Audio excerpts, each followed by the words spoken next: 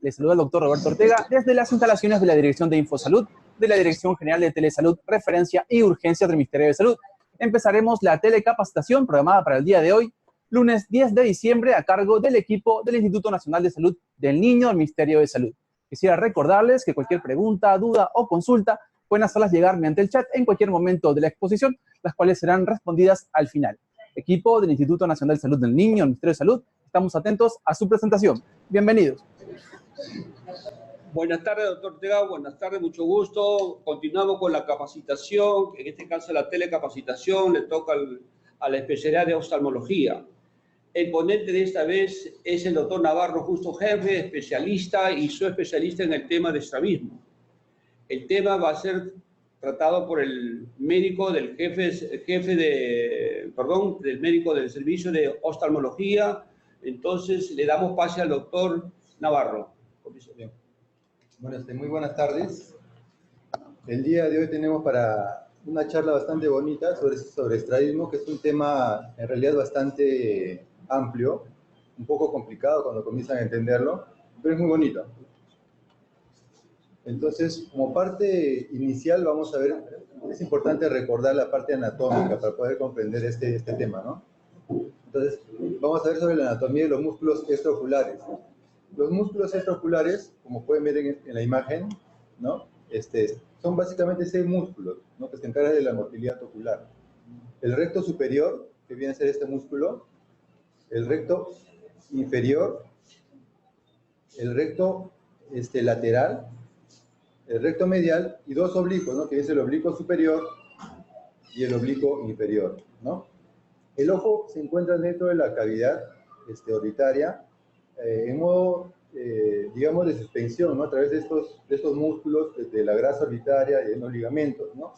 Entonces es precisamente la presencia de estos músculos que hace que los movimientos oculares puedan ocurrir de la forma normal, ¿no? Entonces vemos que la mayoría de músculos se originan en el anillo de zinc, que viene a ser esto, ¿no?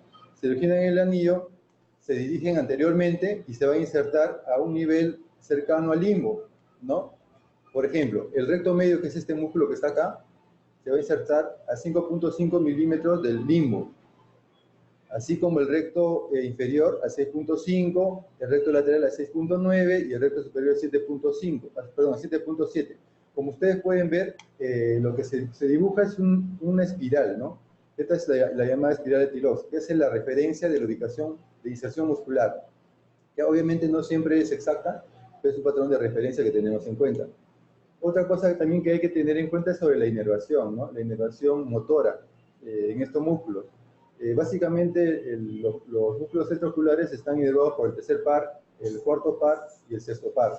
El tercer par, básicamente, al ingresar hacia la órbita, se divide en 2 ramas, una rama superior y una rama inferior. La rama superior va a inervar lo que es el elevador del párpado superior, el músculo elevador, y va a inervar también a lo que es el músculo recto superior. El cuarto par, que es el troclear, va a inervar a lo que es el oblicuo superior, ¿cierto? La rama inferior del tercer par craneal va a inervar a lo que es el recto medial, el recto inferior y el oblicuo inferior. Y el sexto par tiene el músculo recto lateral tiene su propio nervio también, ¿no? Que es el motor ocular externo. Un poco de la fisiología. Estas 2 leyes son básicas para poder entender aspectos prácticos del estrabismo, ¿no? Que son la ley de Hering y la ley de Sherrington. La ley de Hering hace referencia a que a la misma inervación, por ejemplo, para que el ojo pueda moverse hacia un lado o hacia el otro lado, el músculo, por ejemplo, el músculo recto lateral del ojo derecho, pero el recto lateral del ojo derecho debe tener la misma fuerza para moverlo el recto medial del ojo izquierdo, ¿no? O sea, son músculos yunta.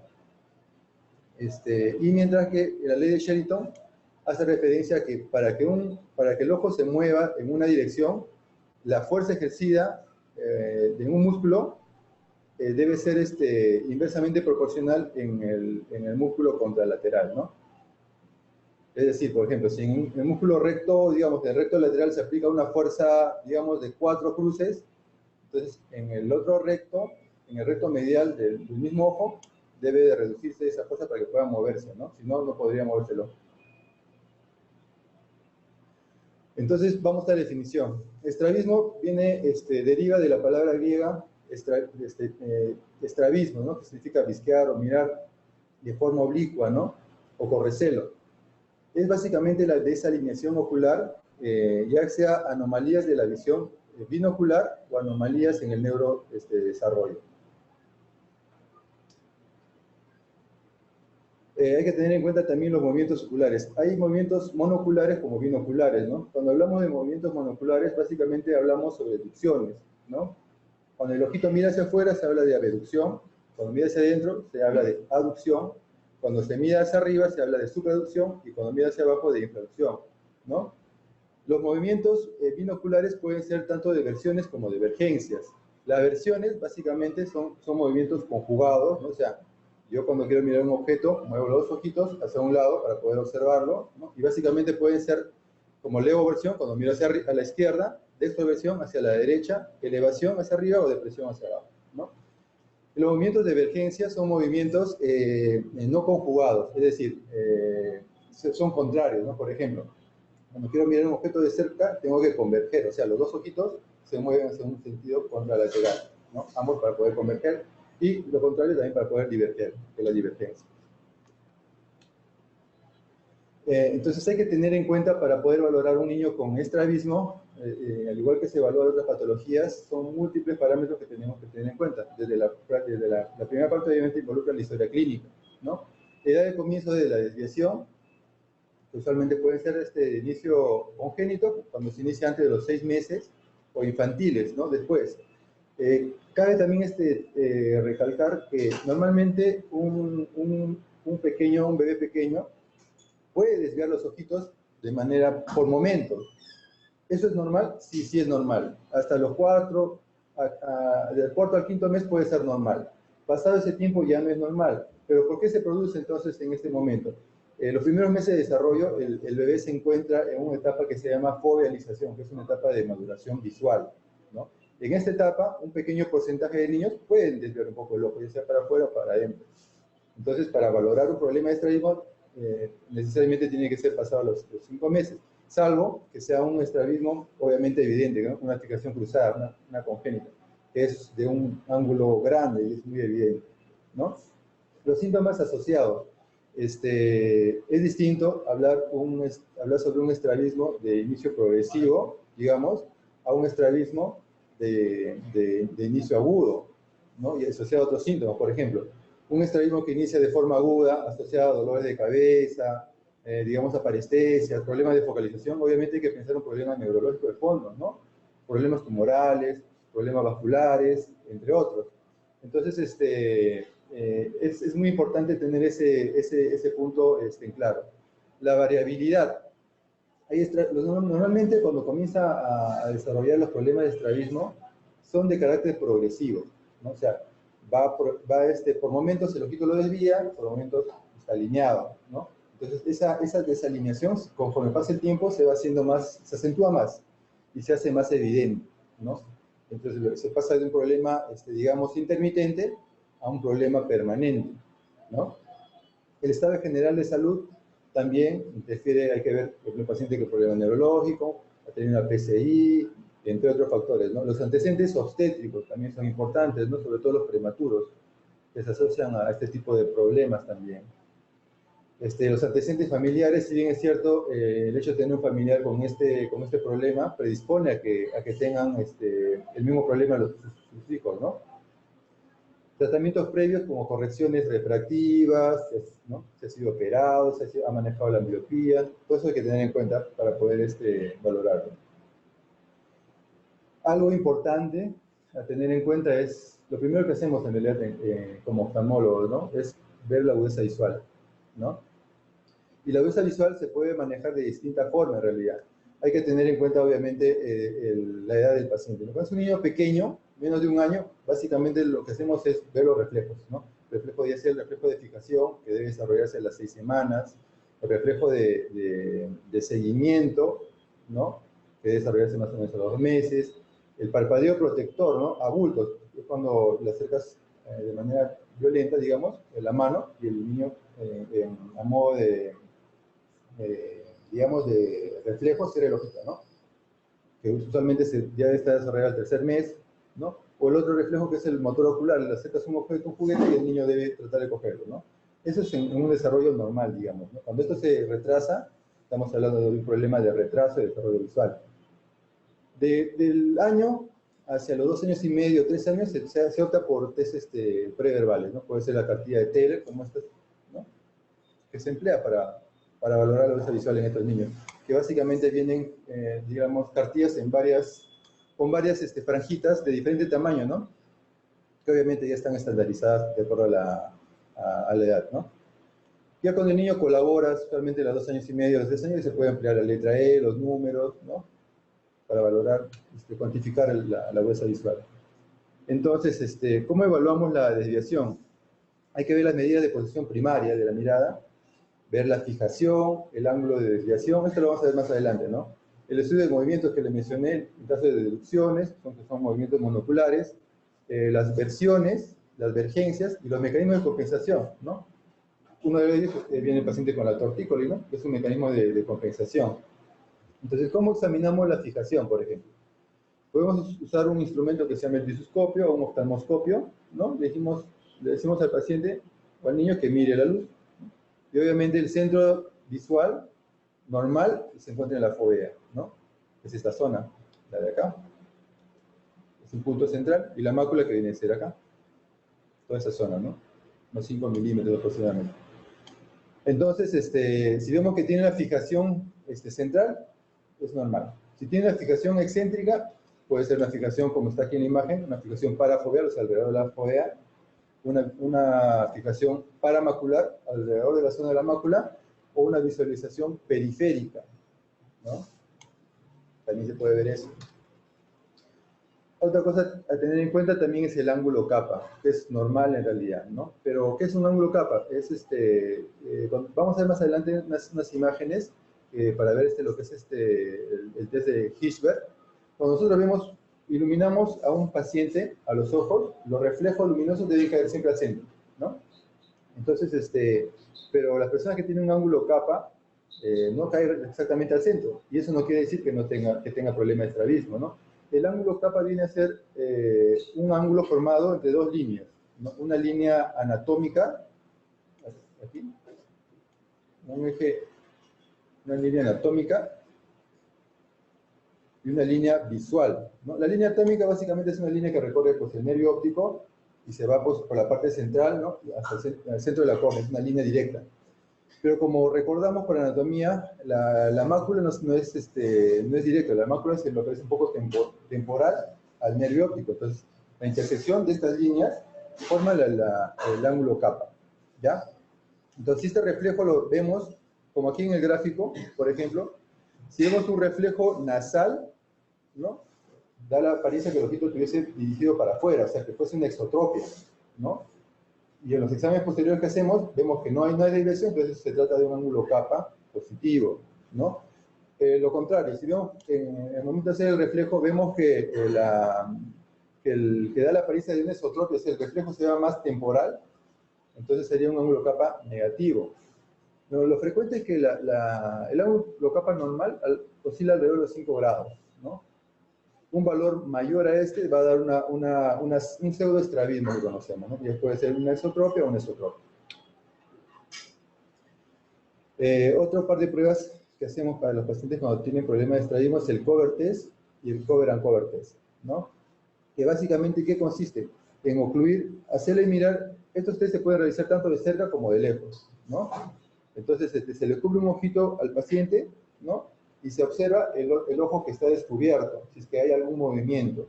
Si es que hay algún movimiento, estamos hablando de una tropia, ¿no? Básicamente sirve para ver lo que son tropias, que son estrabismos manifiestos, ¿no? Entonces, por ejemplo, si tapamos un ojito y vemos que el ojo, por ejemplo, izquierdo, se viene desde adentro hacia afuera, estamos hablando de una esotropia, ¿no? O si tapamos el ojito y vemos que el ojito viene de afuera hacia adentro, estamos hablando de una exotropias, que son estrabismos manifiestos, ¿no? Por su contraparte, el cover and cover, la parte uncover involucra que el ojito tapado, le quito el oclusor, o la mano en este caso, y vemos el ojito que se está siendo destapado, ¿no? Y vemos el movimiento de refijación, ¿no? Entonces, si vemos que un movimiento, retirando el oclusor, vemos que el ojito, digamos, se encuentra afuera, o sea, de afuera viene hacia adentro, estamos hablando de una exoforia. O sea, que es un estrabismo latente, ¿no? No está manifiesto, es latente. Y si viene de adentro hacia afuera, va a haber una exoforia, ¿no? Esto va a ver lo que son las forias. Para ver el ángulo de desviación, nos basamos básicamente en estas tres pruebas, que es el test de Hirschberg, el Krimsky y el Prisma-Cover test alternante, ¿no?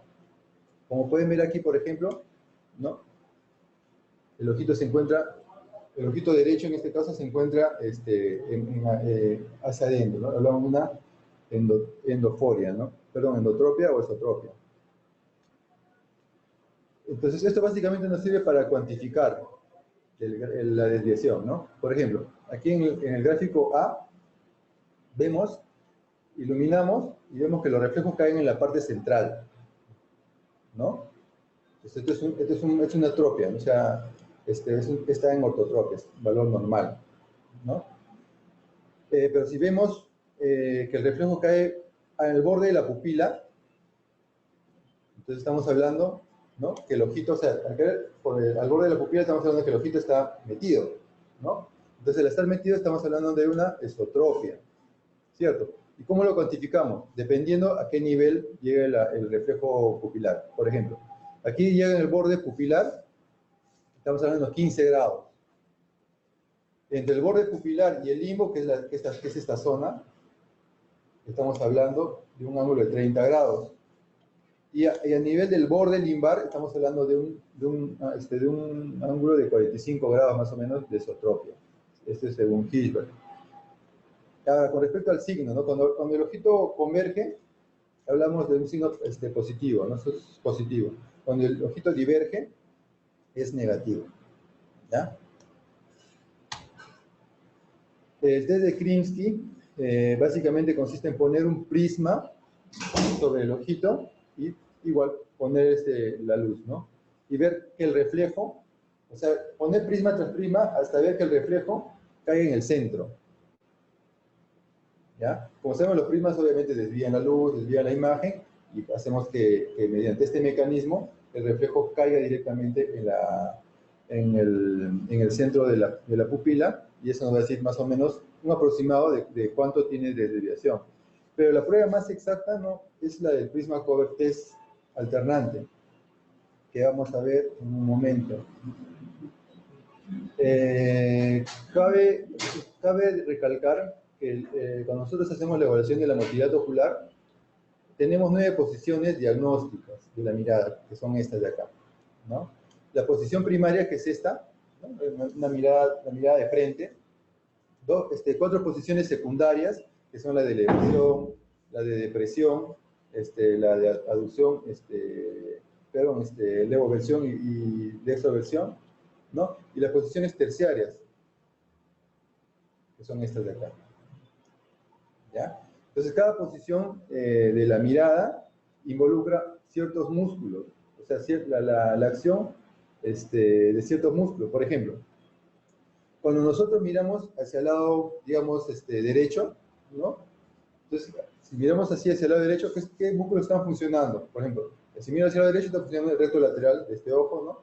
Y el recto medial de este ojo, del ojo izquierdo, ¿no? Igual y viceversa, hacia el otro lado, ¿no? Por ejemplo, si miro hacia arriba, involucra los músculos, por ejemplo, del ojito derecho involucraría el recto superior y el oblicuo inferior, igual del otro ojito, ¿no?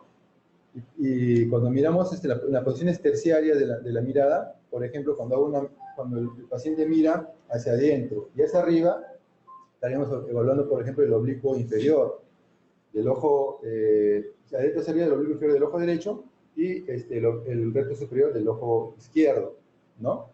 Entonces, cada posición nos puede decir dónde es el problema, ¿ya? Por ejemplo, aquí en esta imagen, vemos en posición primaria, vemos que el ojito derecho se encuentra en esotropia, ¿no? Para afuera. La imposición es en elevación y depresión, el ángulo no varía, ¿no? Entonces, esto es lo que se conoce como una esotropia, ¿no? Este es un tipo de estrabismo comitante, ¿no? Porque el ángulo de desviación no varía en las diferentes posiciones de la mirada, ¿no? Y el ángulo se mide en todas las posiciones, ¿ya? La prueba más exacta para cuantificar la desviación es el prisma cover test, ¿ya? ¿En qué consiste esto? Se puede hacer también tanto de cerca como de lejos.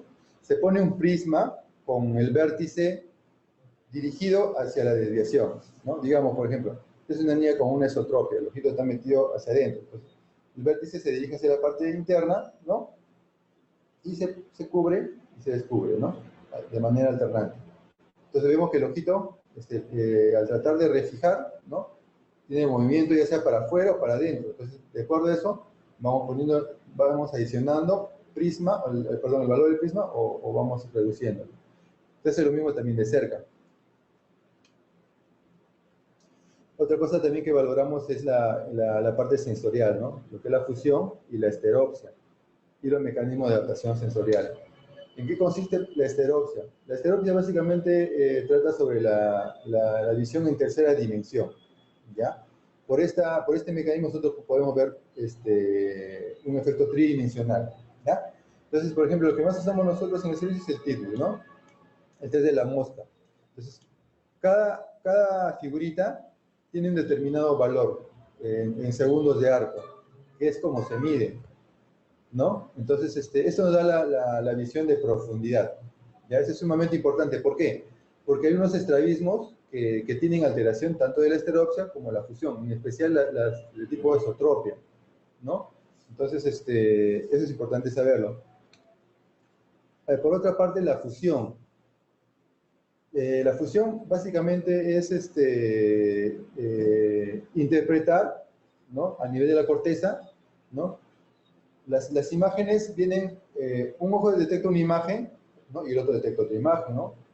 Usualmente con un ligero ángulo de inclinación o desviación, ¿no? Entonces, pero en el cerebro no interpreta como dos imágenes, solamente interpreta una imagen, o sea, fusiona esas dos imágenes, ¿sí? Y manifiesta que solamente es una imagen, ¿no? Esa es la fusión. Entonces, ¿cómo podemos evaluar esto? Por ejemplo, hay test, por ejemplo, la luz de The World, ¿no? Y aquí los cristales estriados de Bagolini, por ejemplo. Usamos más nosotros, por ejemplo, la luz de The World, ¿no? Se le pone un lentecito, ¿no? Que uno de ellos tiene pues una coloración roja y la otra verde, ¿no? Y este sería el proyector, ¿no? Que básicamente consta de una luz roja, dos verdes y una blanca, ¿no?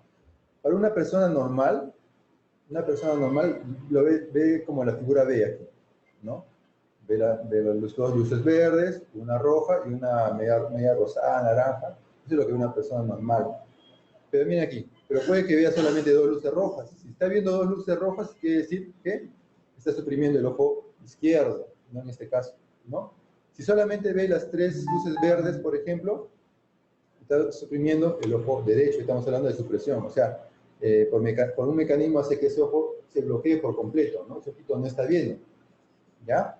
Y por otro lado, por ejemplo, si ves cinco imágenes, ¿no? Por ejemplo, tres verdes y dos rojas, con dos rojas, estamos hablando de visión doble, ¿no? Una diplopia. Igual aquí con los cristales estriados, ¿no? Por ejemplo, vemos acá. Los cristales estriados tienen básicamente, la luna tiene unas estrías, ¿no? Que hace que los puntos, que una luz sea transformada en una línea. Entonces el paciente ve líneas, ¿ya? Y si ve una figura así como esta, o sea, ambos son en dirección, en eje oblicuo, ¿no? Para que tomen como una cruz, como la imagen de acá. Entonces esto es lo normal, ¿no? Que debe ser una línea superpuesta, ¿no? Pero puede ser que vea de esa forma, ¿no? Ambas líneas separadas. Estamos hablando de una visión doble en este caso. O puede ser que solamente vea una línea. Entonces, ¿no? Lo mismo que en el caso anterior, está suprimiendo un ojo, solamente está viendo una línea con un ojo.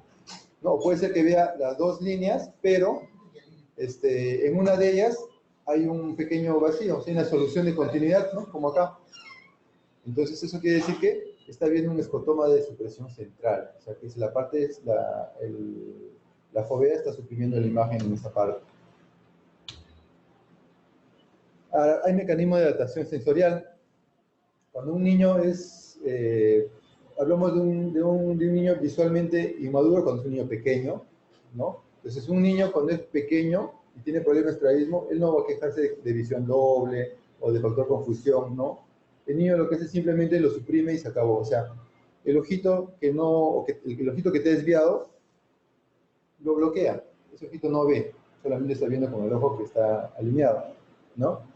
Eso se llama supresión, ¿no? Eso se llama supresión o monofijación. O puede ser que tenga una correspondencia retiniana anómala también, ¿no? O sea, como el estímulo cae constantemente en un punto donde no debe ser, ese punto comienza a funcionar como fovea, cuando no lo es, ¿no? Entonces, eso es lo que llamamos correspondencia retiniana anómala. Obviamente, puede ver, puede fusionar, ¿no? Pero la visión no es óptima, ¿ya? Y cuando el individuo es visualmente maduro, hablamos ya de niños más grandecitos, de 6, 7 años, adultos, ¿no? Lo que se produce es la diplopia, ¿no? La visión doble, ¿no? O la confusión. O sea, diplopia aquí, en términos sencillos, ¿qué quiere decir? Por ejemplo, como cada ojo captura una imagen distinta, ¿no? Perdón, en el caso de la diplopia, un ojito detecta, ven un solo objeto, ¿no? Pero lo ven separado, o sea, ven como si fuesen dos objetos, ¿no? Ese es el caso de la diplopia. En el caso de la confusión, ¿qué pasa? Entonces, un ojito está mirando un objeto y el otro ojito está mirando otro objeto, pero el cerebro lo interpreta y los une los dos, o sea, superpuestos, ¿no? Esa es la confusión. Y ambos fenómenos se pueden dar, sobre todo en individuos poco mayores, ¿no? Es bastante incómoda en realidad. Otra cosa que tener en cuenta es la relación convergencia, acomodativa, acomodación. Este es un índice, ¿no? El índice convergencia acomodativa, acomodación. Cuando nosotros acomodamos, cuando vemos de cerca, normalmente se produce un fenómeno de convergencia, ¿no? Ante esta acomodación. Normalmente por cada dioptría de acomodación, el ojito debe converger entre 3 a 5 dioptrías prismáticas. Eso es lo normal. Cuando eso no se cumple, vienen también los desórdenes de este tipo de estrabismo, ¿no? Entonces, viendo la parte básica, esto es básico poder entenderlo para que puedan diferenciar los tipos de estrabismos que hay, ¿no? Pueden ver, por ejemplo, aquí en la parte superior vemos un niño con una esotropia evidente, ¿no? Aquí, por ejemplo, en el dibujo del medio, vemos un niño con una esotropia, ¿no? Del ojito derecho. Y aquí en el dibujo inferior vemos un niño con una hipertropia del ojito izquierdo, ¿no? Entonces, pero eso no se queda así, hay que cuantificarlo, ¿no? Entonces, el equipo necesario básico es lo que se muestra en pantalla, ¿no? Los prismas, ¿no? En este caso son en reglas, ¿no? Las luces de Word, el test de Word, una linterna básica, tu test de la mosca o tiene un test, tu retinoscopio y un oclusor para poder hacer el cover and cover. Entonces, hablamos de una ortoforia cuando los ojos se mantienen alineados, ¿ya? A pesar de interrumpir la fusión, o sea, yo estoy mirando un objeto, me ocluye un ojo, ¿no? Y al desocluirlo, el ojito debe estar en la misma posición, ¿no? Esa es una ortoforia, ¿ya? Y esa obviamente se vuelve en todas las posiciones de la mirada. Hablamos de pseudoestrabismo cuando hay una apariencia falsa de un estrabismo. ¿Y cuándo se presenta esto? Una de las cosas muy frecuentes, y a menudo vienen pues, bastante frecuente en la consulta, es el epicanto, ¿no? El epicanto no es más que este pliegue de piel que tienen los niños, ¿no? Un exceso de pliegue del pliegue, ¿no? Básicamente, ¿por qué? Porque los niños no tienen desarrollada la parte de la nariz, ¿no? Entonces, la piel es más, ahí se ve más ancha. Ya conforme crezca la carita, crezca la nariz, esto se retrae y ya no se evidencia tanto. Pero de todas maneras es importante evaluarlo, ¿no? Se pone el reflejo igual y el reflejo debe caer en el centro, ¿no? Si cae en el centro y tiene esto es un epicanto, ¿no? Y hay que hacer las pruebas adicionales también. Pero igual, todo un niño con epicanto también hay que verlo cada 3 meses, ¿no? ¿Por qué? Porque en unos estudios se vio que esos niños con epicanto entre el 12 a 15% terminan haciendo problemas de estrabismo, ¿ya? Y eso básicamente, ¿por qué? Porque como mencioné, el estrabismo cuando comienza desviando por momentos. La desviación es permanente al comienzo, desvía por momentos, y por momentos está normal, ¿no? Y puede ser que el niño en ese momento que ha ido a la consulta estaba alineado, estaba normal, ¿no? Y llega un momento que poco a poco comienza a descompensarse. Y como ven aquí también la imagen, ¿no? Un niñito asiático, ¿no? Se retrae la piel y desaparece el epicáneo. Igual hay que seguirlo de todas formas.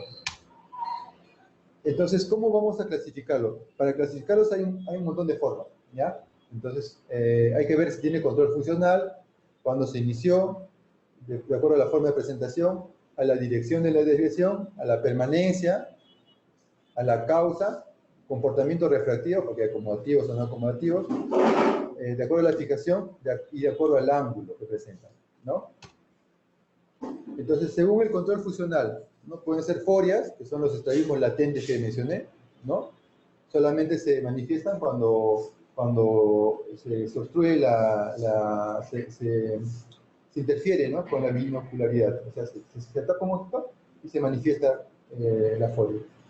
La atropia intermitente, como mencioné, por momentos desvía y por momentos está alineado. Por momentos desvía y está alineado. Es así como comienza.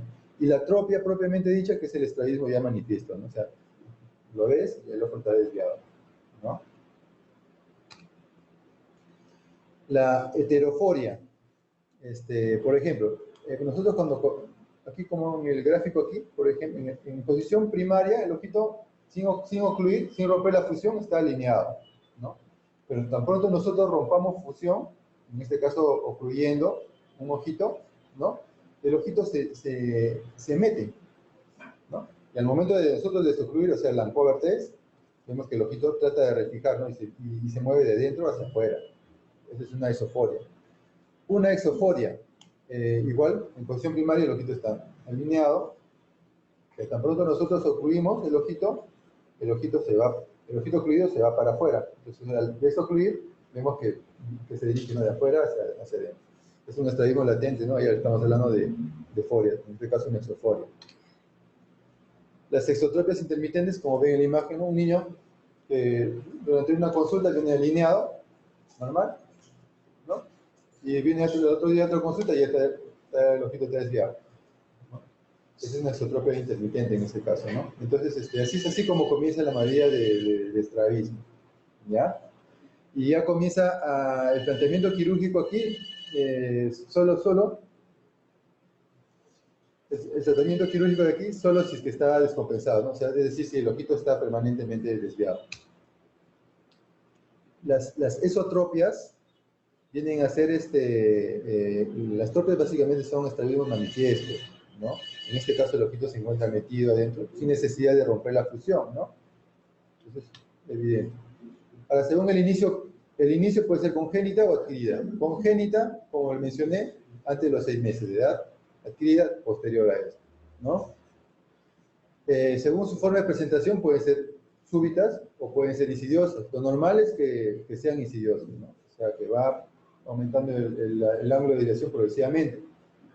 Cuando son súbitas, es más, y se asocian a otros signos, como mencioné, por ejemplo, dolores de cabeza, focalizaciones, entre otros, hay que descartar causa orgánica, ¿ya?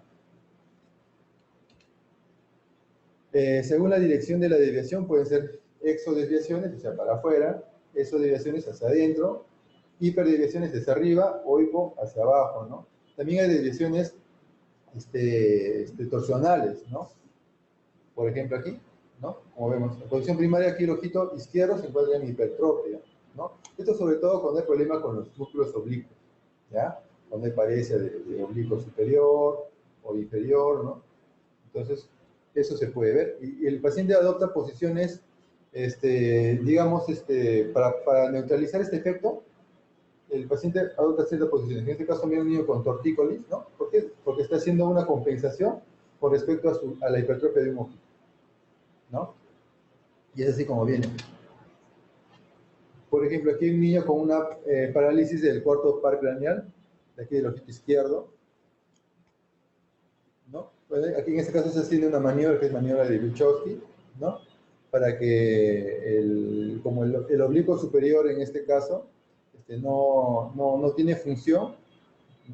La función del oblicuo básicamente es El oblicuo superior, por ejemplo, lo que hace es intorsión, o sea, hace una rotación interna para compensar la posición de la cabeza, ¿no? Y el oblicuo inferior hace una extorsión, o sea, una rotación externa para compensar también eso. Entonces, si el oblicuo superior está afectado, no va a haber un mecanismo de compensación, ¿no? No hay un mecanismo de compensación y y por eso tienden el niño a recurrir a posiciones para que neutralice este efecto, ¿no? Según la permanencia en el tiempo, pueden ser intermitentes, como lo mencioné, usualmente comienzan así, y son más evidentes cuando el niño, por ejemplo, está cansado, está con fiebre, o tiene algún problema, o está, digamos, distraído, ahí es donde más se manifiesta esto, ¿no?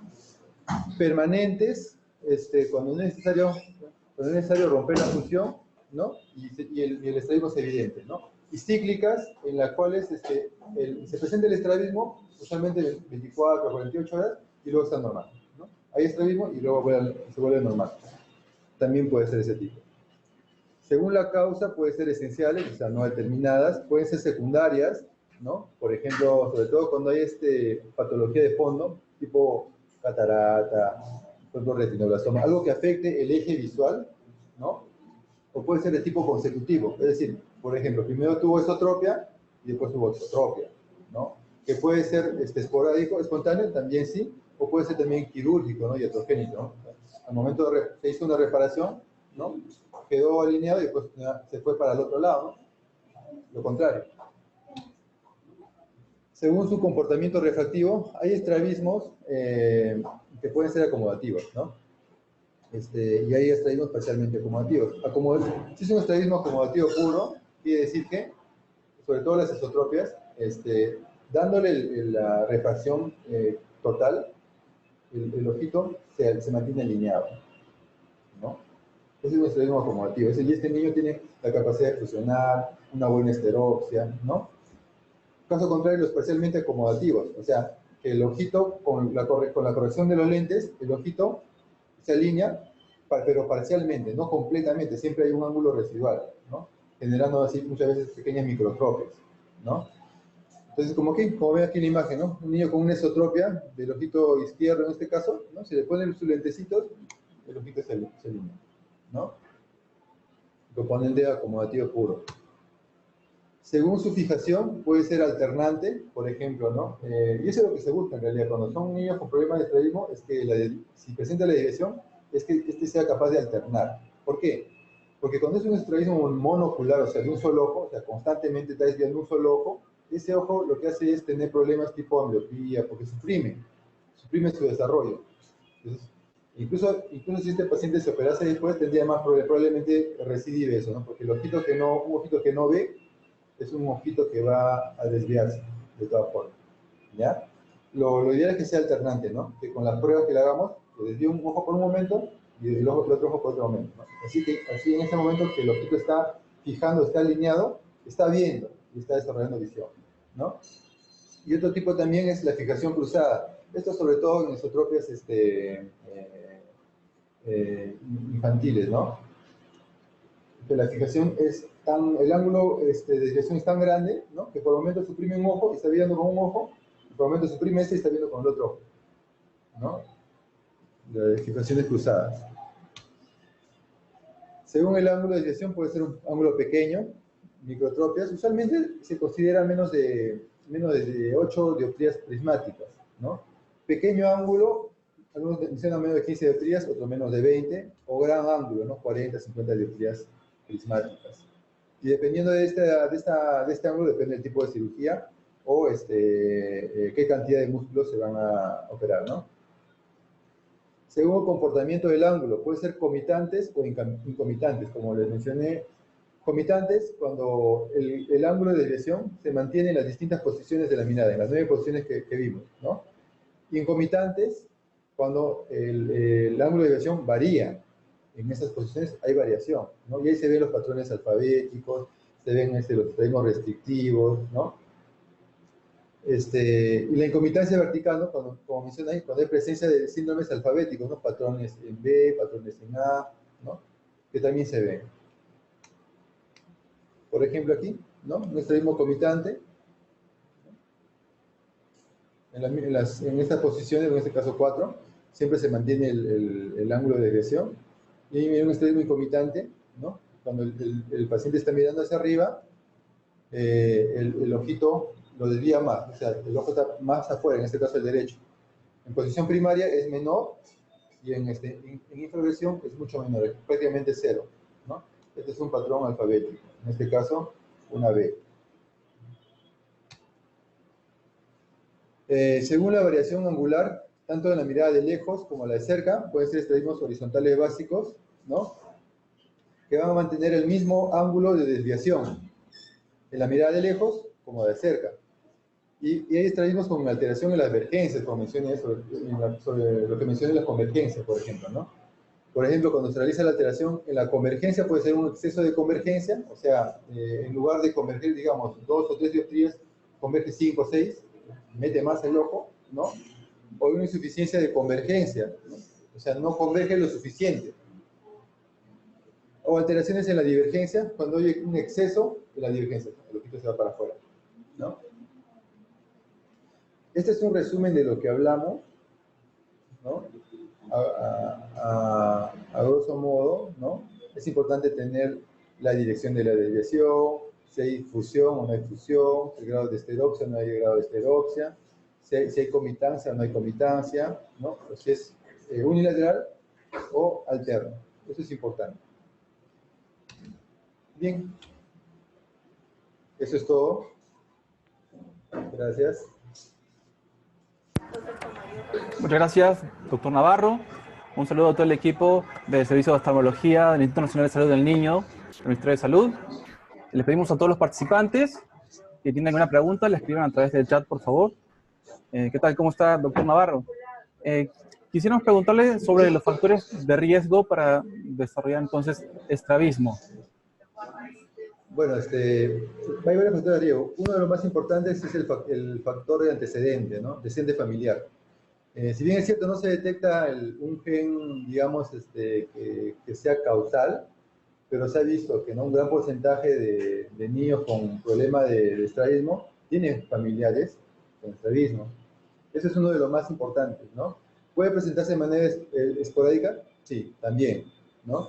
Y en los niños prematuros también tienen alto riesgo de hacer problema de estrabismo, ¿no? Esto básicamente, ¿por qué? Cuando los niños prematuros tienen problemas en la retina, ellos hacen un problema que se llama dragging macular, o sea, un arrastre de la mácula, ¿no? Y hace que tengan problemas también de estrabismo. Muchas gracias, doctor. Nos han preguntado también por interno con respecto a la prevalencia e incidencia del estrabismo. La prevalencia oscila alrededor de 1 al 3%, o sea, es frecuente, ¿ya? Y más frecuente las exotropias, o sea, las desviaciones hacia adentro, ¿no? Que de ese porcentaje, del 1 al 3%, involucra el 60% aproximadamente. Eso según unos estudios que se hizo aquí en el hospital, ¿no? Es más frecuente en la parte anual de Latinoamérica, la exotropia también. Excelente. Nos han preguntado sobre cuál es el pronóstico del estrabismo y las medidas preventivas del estrabismo.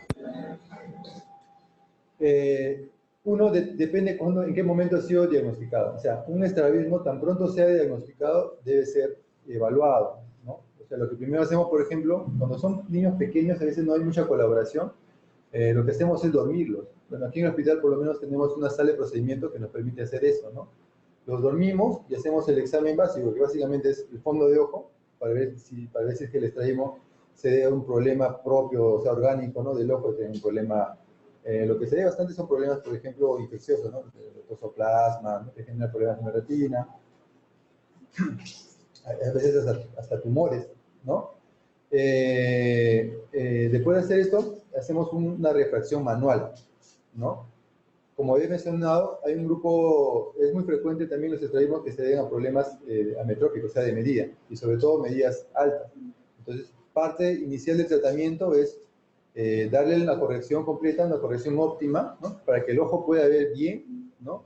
Y de esta forma disminuir la progresión de ese estrabismo, ¿no? Doctor, ¿cuándo se debe derivar al oftalmólogo desde la atención primaria? Tan pronto lo detecte en realidad. Tan pronto se detecte un problema de estrabismo, debe ser evaluado por un profesional, ¿no?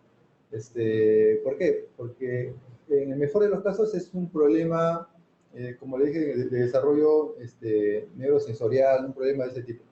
En el peor de los casos puede ser un tumor, problema, digamos, un problema infeccioso activo o un problema de catarata, algo que esté generando una alteración en la vía visual, ¿no?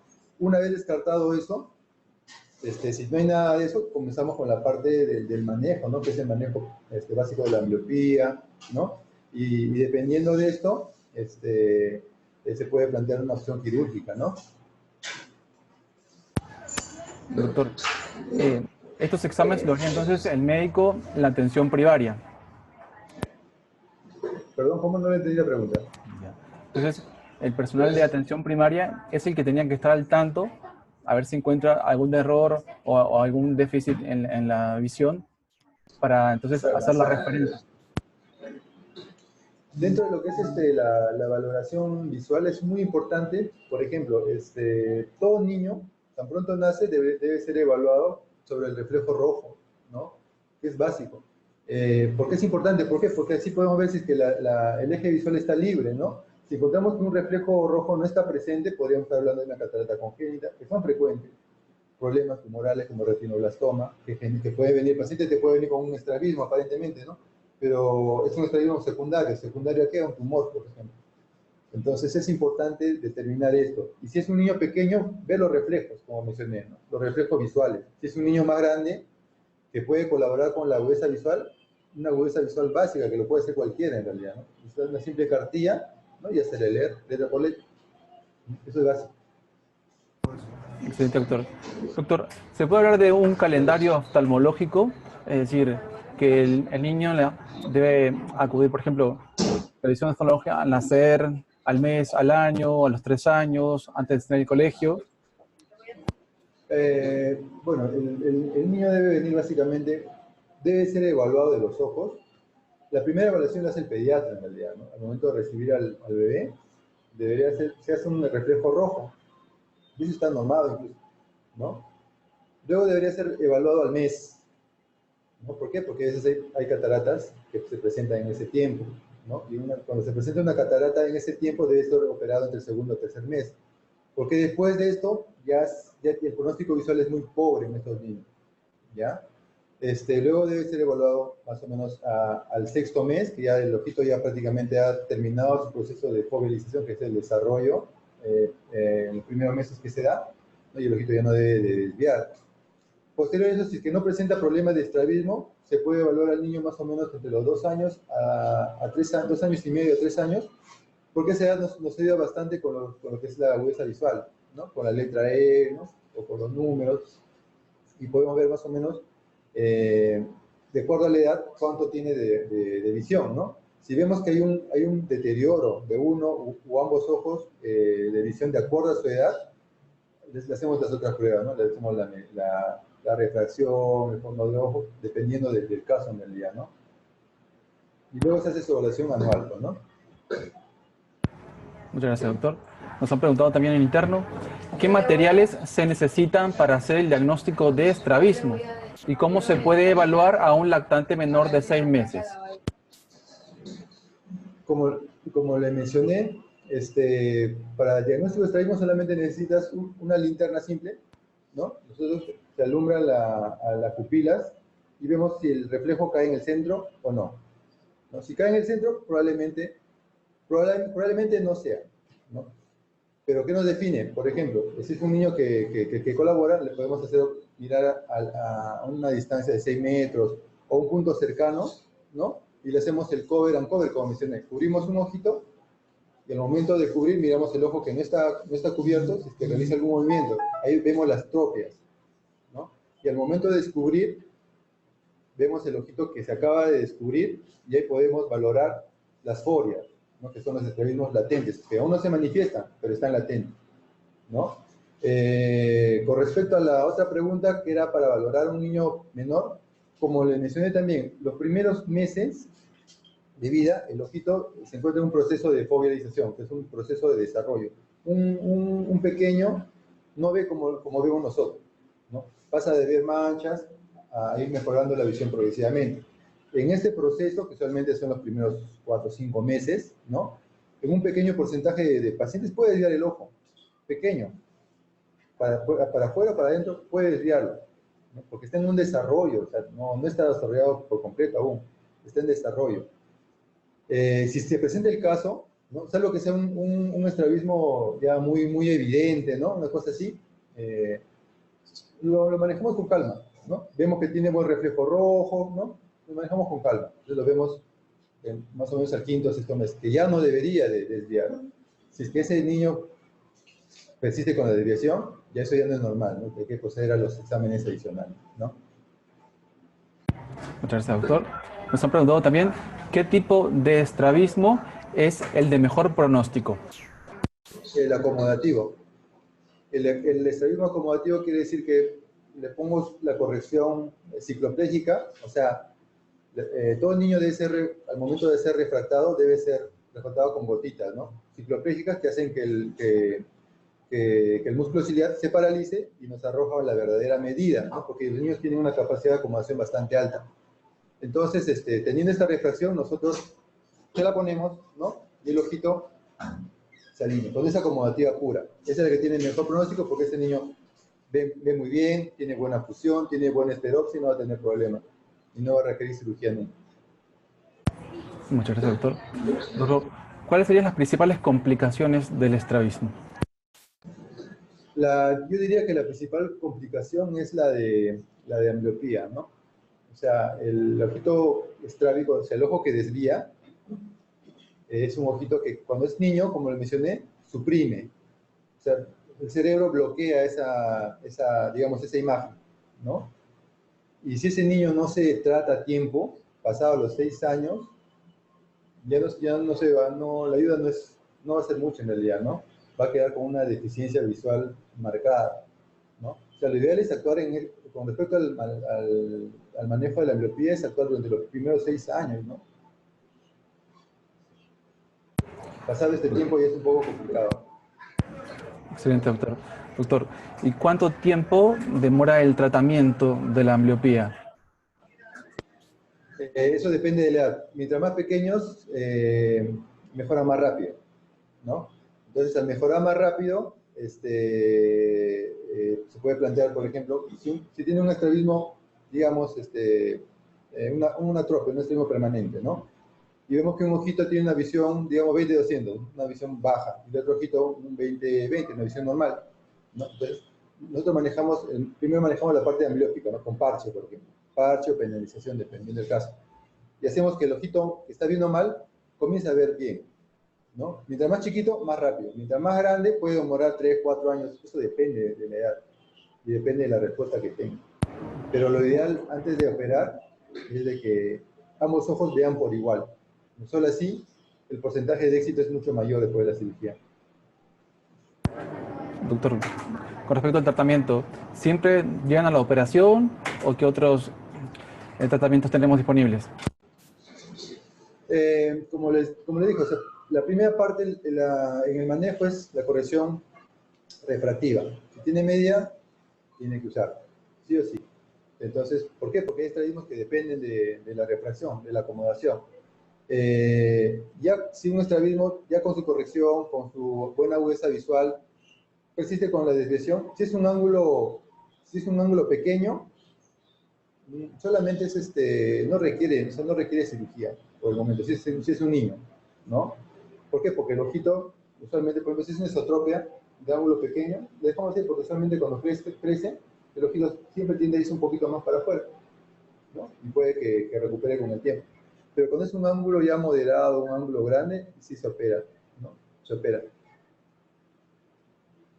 Doctor, los controles que debe recibir este paciente con oftalmología, ¿con qué frecuencia, periodicidad son? Con estrabismo se refiere, ¿no? Sí, así es. O sea, en este caso, por ejemplo, cuando comenzamos el tratamiento, lo vemos entre mes a 2 meses, dependiendo, ¿no? Cuando estamos con tratamiento para ambliopía, lo vemos seguido. A más tardar 2 meses estamos viéndolo.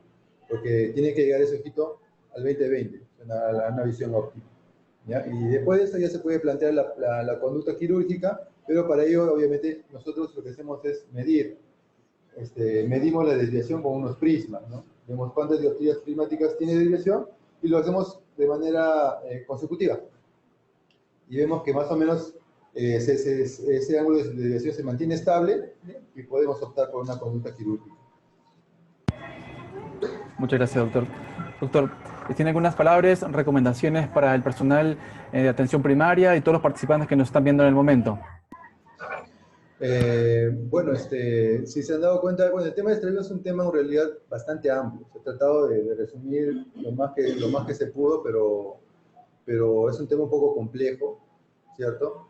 Lo importante es el tamizaje, ¿no? En la atención primaria, básicamente, nunca se olviden del reflejo rojo, eso es básico, nunca se olviden de eso, y nunca se olviden de la agudeza visual, ¿ya? Con esas dos cosas hacemos mucho por los niños. Desde detectar a tiempo problemas tumorales, como les mencioné, problemas tipo catarata, problemas infecciosos, ¿no? Y evitar a futuro que tenga un niño pues ciego, ¿no? Legalmente ciego.